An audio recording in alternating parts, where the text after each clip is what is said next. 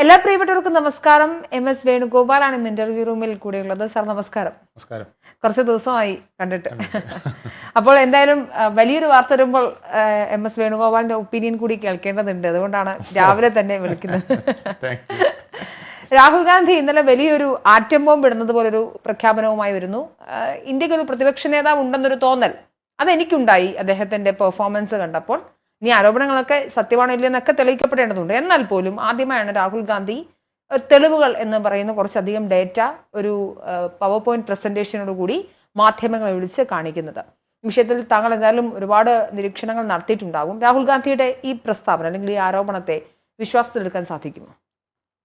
വിശ്വാസത്തിലെടുക്കാൻ സാധിച്ചതിന് നമ്മുടെ election commission പറഞ്ഞതുപോലെ ഒരു സത്യാവാങ്മൂലം കൊടുക്കാൻ കഴിഞ്ഞിരുന്നെങ്കിൽ ഇന്ന വ്യക്തികൾ ഇന്ന പേജുകളിലുള്ളത് അപാകതയാണ് എന്ന് പറഞ്ഞ് ഒരു സത്യാവാങ്മൂലം എന്തുകൊണ്ട് കൊടുക്കുന്നില്ല, ഒരു സ്റ്റേറ്റ്മെന്റ് ഓഫ് ഫാക്ട്സ് കൊടുക്കാൻ തയ്യാറായില്ലെങ്കിൽ അതിലെന്തോ സംശയിക്കേണ്ടതുണ്ട് എന്നുള്ളതാണ്. കാരണം അദ്ദേഹത്തിൻ്റെ പൂർവ്വ ചരിത്രം അങ്ങനെയാണ്.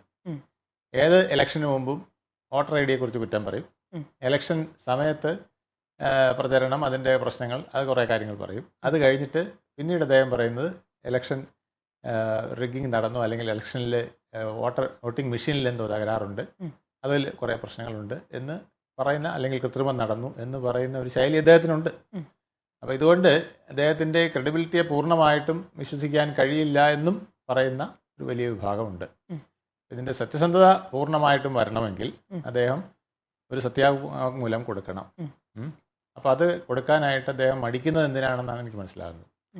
ഇലക്ഷൻ കമ്മീഷൻ എൻ്റെ ആരോപണങ്ങളെ നിഷേധിച്ചിട്ടില്ല എന്ന് പറയുന്നുണ്ട്. പക്ഷേ ആരോപണങ്ങൾ നിഷേധിക്കുക ഇലക്ഷൻ കമ്മീഷൻ്റെ പണിയല്ലോ. ഇലക്ഷൻ കമ്മീഷൻ എന്തെങ്കിലും തെറ്റുണ്ടെങ്കിൽ ആ തെറ്റുകൾ ഒന്നുകിൽ അവർ തിരുത്തും, അതല്ലെങ്കിൽ നമ്മൾ ചൂണ്ടിക്കാണിച്ച് ഇന്നതാണെന്ന് പറഞ്ഞ് അവരെ ബോധ്യപ്പെടുത്തുമ്പോൾ അവർ തിരുത്തിയില്ലെങ്കിൽ നമുക്ക് കോടതിയിൽ പോവാം, കോടതിയെ സമീപിച്ച് അത് തിരുത്തലിന് ആവശ്യപ്പെടാം.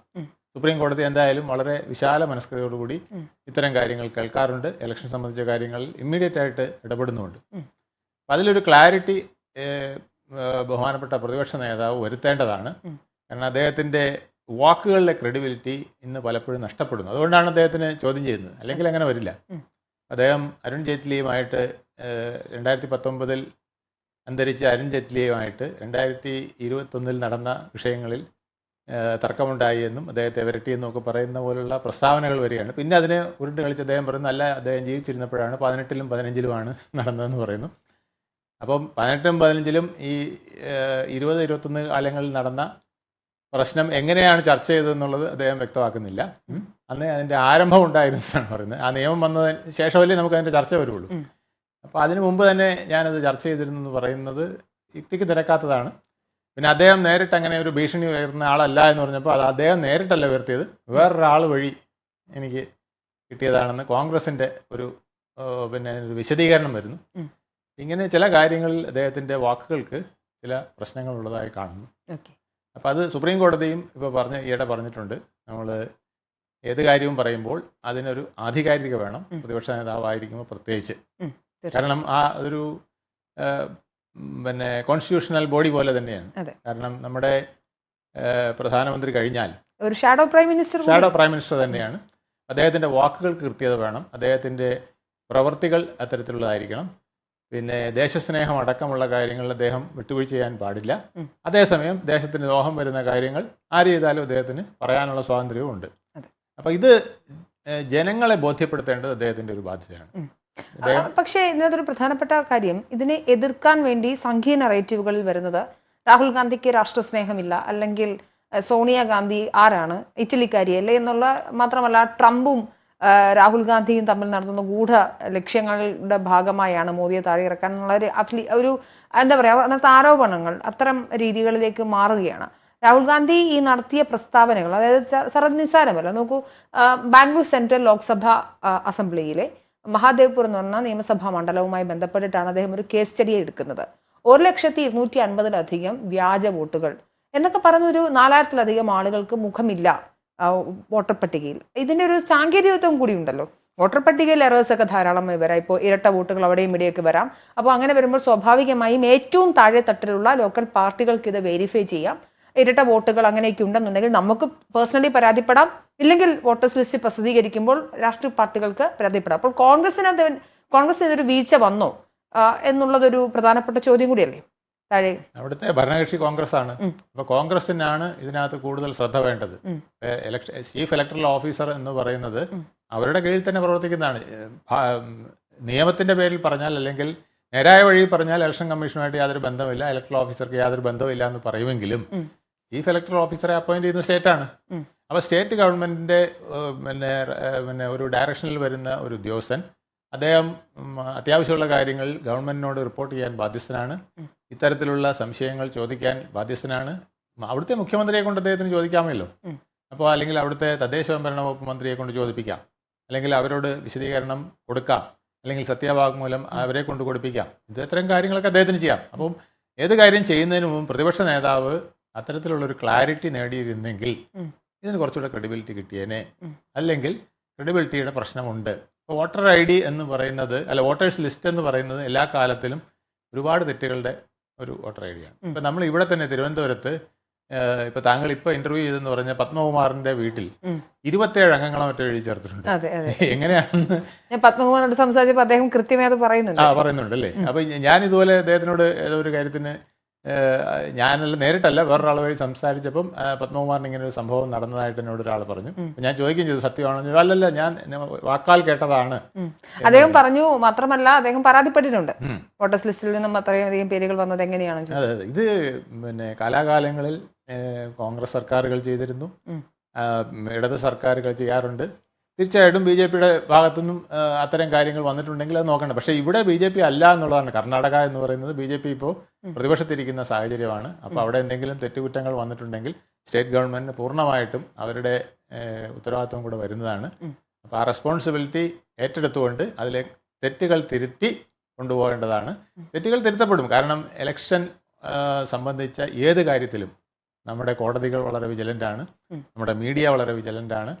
അപ്പോൾ കള്ളപ്പേരുകളും കള്ള വോട്ടും ഒക്കെ ഉണ്ടെങ്കിൽ ഡബിളും ട്രിപ്പിളും ഒക്കെ ഉണ്ടെങ്കിലും തിരുത്തപ്പെടും.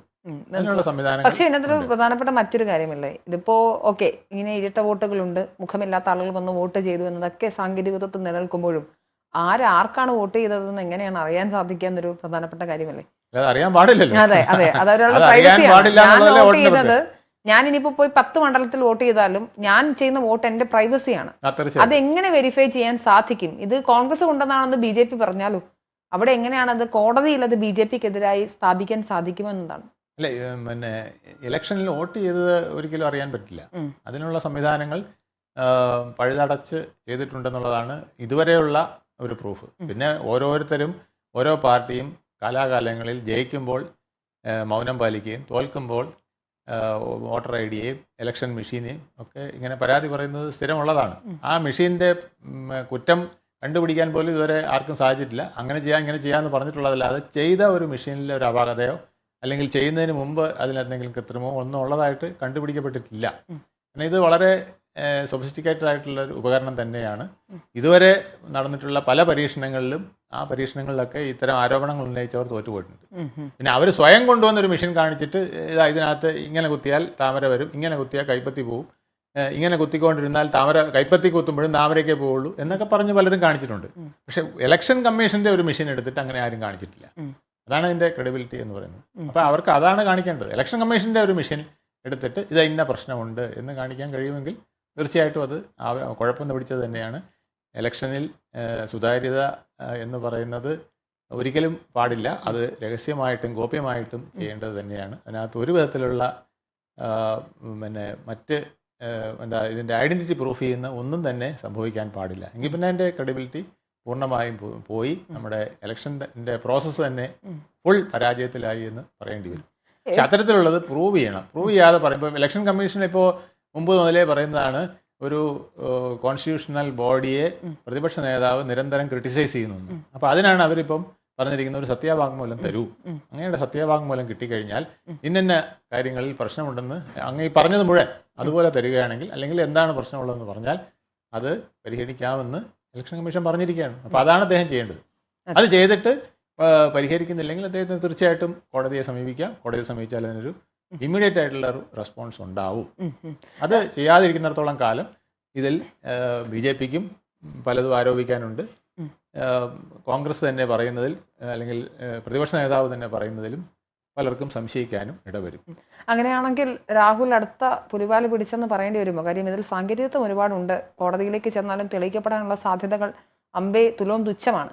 അങ്ങനെ വരുമ്പോൾ അടുത്ത വള്ളി കൂടി പിടിച്ചോ? തെളിയിക്കാൻ കഴിയാത്ത കാര്യങ്ങളിൽ നമ്മൾ അഭിപ്രായം പറഞ്ഞാൽ, പ്രത്യേകിച്ച് ഒരു കോൺസ്റ്റിറ്റ്യൂഷണൽ ബോഡിയെ കുറിച്ച് പറയുമ്പോൾ അത് പ്രശ്നമായി തന്നെ വരും. തെളിയിക്കാൻ കഴിയാത്തത് എന്ന് പറയുമ്പോൾ തീർച്ചയായിട്ടും അതിനകത്ത് ഒരു ആംബിഗ്വിറ്റി ഉണ്ട്, അവ്യക്തതയുണ്ട്. എല്ലാം ശരിയാണ്. എല്ലാം ഇനി CCTV ദൃശ്യങ്ങൾ പരിശോധിച്ചു, ഇരട്ട വോട്ട് രൂപീകരിക്കുന്നു എന്നൊക്കെ പറഞ്ഞാൽ പോലും ഇവർ ആർക്ക് കുത്തി എന്നത് അറിയാത്തിടത്തോളം അത് കേസ് നിലനിൽക്കില്ല എന്നുള്ളതാണ് ഞാൻ മനസ്സിലാക്കുന്ന ഇത് അകത്തുകയില്ല. അങ്ങനെ നോക്കിയാൽ ഈ ആരോപണം ഒരു മാലപ്പടക്കം ആണെന്ന്, ആറ്റം ബോംബാണെന്ന് വിചാരിച്ചത് നനഞ്ഞ ഓലപ്പടക്കം പോലെ ആയി തീരുമോ? തീർച്ചയായിട്ടും അത് തെളിയിക്കാൻ പറ്റാത്ത കോടതിയുടെ ഒരു പ്രത്യേകത എന്താ? കോടതിയുടെ പ്രത്യേകത എവിഡൻസ് ആണ്. കോടതി പലരെയും മുമ്പിൽ കുത്തിക്കൊല്ലുന്നത് കണ്ടതിനെ വെറുതെ വിടുന്നത് എന്തുകൊണ്ടാണ്? എവിഡൻസ് ക്ലിയർ അല്ല. എവിഡൻസ് ഇല്ലാത്ത ഒന്നും നമ്മൾ പറഞ്ഞിട്ട് കാര്യമില്ല, അത് പ്രൂവ് ചെയ്യാൻ പറ്റില്ല. എവിഡൻസ് ഉണ്ടാക്കാൻ കഴിയും, അത് സത്യസന്ധമായതാണെങ്കിൽ എവിഡൻസ് ഉണ്ടാക്കാൻ കഴിയും, യാതൊരു സംശയമില്ല. അത് കള്ളത്തിനുള്ള ഒരു പ്രത്യേകതയാണ്. ഏത് കള്ളവും നമുക്ക് ഒളിച്ചു വെക്കാനോ അല്ലെങ്കിൽ ഒളിച്ചു വെക്കാനോ പറ്റില്ല. അത് മറ നീക്കി പുക നീക്കി പുറത്തു വരും. അത് ലോകത്തിൻ്റെ ഒരു സത്യമാണ്. അത് ഷെർലക് ഹോംസിൻ്റെ സംഗതി മുതൽ ഇന്നലെ നമ്മുടെ സർവീസിൽ കയറിയ പോലീസ് ഉദ്യോഗസ്ഥന് വരെ അറിയാം. എവിടെയെങ്കിലും ഒരു കള്ളൻ ചെയ്തിട്ടുണ്ടെങ്കിൽ ആ കള്ളൻ അവിടെ ഒരു തെളിവിട്ടിട്ടേ പോയിട്ടുള്ളൂ. ആ സൂക്ഷ്മമായി പരിശോധിക്കാൻ കഴിയുന്ന ഏത് ഇൻവെസ്റ്റിഗേഷൻ ഓഫീസറുണ്ടോ അയാൾ ആ തെളിവിലേക്ക് തന്നെ പോവുകയും ഇയാളെ തൂക്കുകയും ചെയ്യും. അശ്രദ്ധ കൊണ്ടും അനാസ്ഥ കൊണ്ടും പിന്നെ എന്തെങ്കിലും വിധത്തിൽ മറച്ചു വെക്കാനുണ്ടെങ്കിലും മാത്രമേ അത് തെളിയാതെ പോകുള്ളൂ, അല്ലെങ്കിൽ തെളിഞ്ഞിരിക്കും.